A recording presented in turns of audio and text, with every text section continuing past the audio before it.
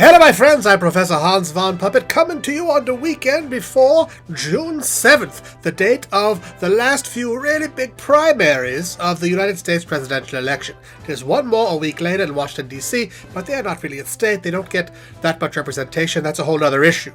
But this Tuesday, we got Puerto Rico, Montana, New Jersey, New Mexico, North Dakota, South Dakota, and my hometown, California, with its glorious 564 delegates to be pledged based on our votes. There's other superdelegates. We can talk about that later if you want. But listen, it's very important for you to come out and vote if you are from one of these states, especially if you are a Democrat. If you're a Republican, well, I apologize, but it's pretty well sewn up for Donald Trump for you guys. That's your guy now, so you got to either get behind him or not get behind him. That is up to you. You got to ask yourself what you really want. If you are a Democrat, however, there is still a very clear choice between Hillary and Bernie. Okay, two extremely qualified candidates who have lifetimes in government and public service and loads of experience. Okay, now Hillary, bless her heart, everyone says she's got it in the bag, including her. She says the race is over, but I assure you it is mathematically not. It could still go either way.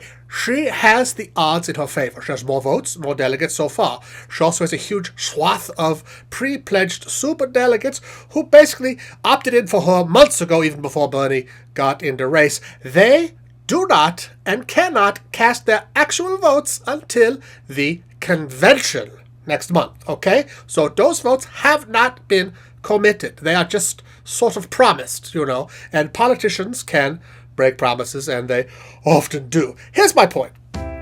Do not vote for Hillary unless you want to vote for Hillary. Don't vote for Bernie unless you want to vote for Bernie. If you like Bernie but think when Hillary's winning, I might as well vote for Hillary, that is the wrong way of thinking. It's an election. Nobody wins until you vote for them. The actual votes actually count, okay? You can't just assume that the trends are all true and everything is happening by magic because other people are voting, because it's you. You're the one who is voting. It is important what you think. So don't just get on board with Hillary because you think, well, she's got it in the bag. I want to be on a winning team. That does not matter. You gotta vote your heart, okay?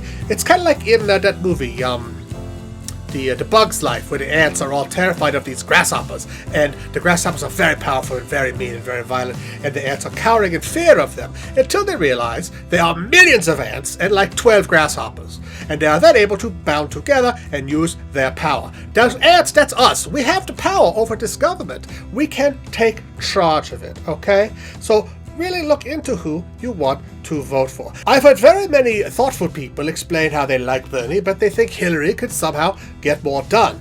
Well, even Hank Green explained their prospective tax plans in a very interesting video right here on YouTube, and how, Bernie might raise your taxes a few pennies, but you're going to get all this free stuff out of it, and Hillary is not going to raise your middle-class taxes, but they're both going to raise some taxes on the rich people. Just watch Hank's video, you can get all the details. And you might think, okay, well, Hillary's just more realistic, therefore vote for Hillary. However, I think that is a fallacy, because it's not as though when you get in office, they just take your plan and do it, Every detail of every plan has to get all the way through Congress, which is historically obstructionist no matter what you do.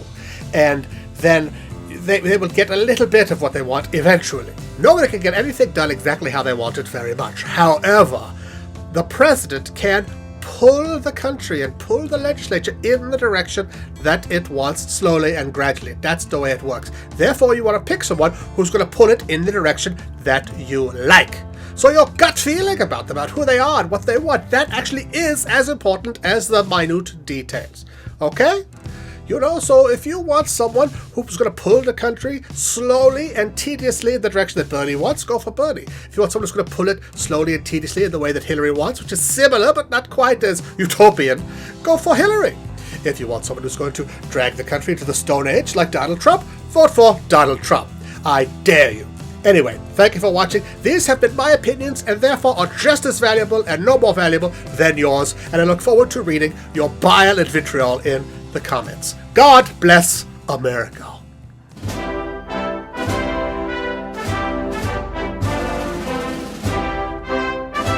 Oh, to reiterate, get out there and vote on Tuesday because it really, really matters, no matter what anybody says.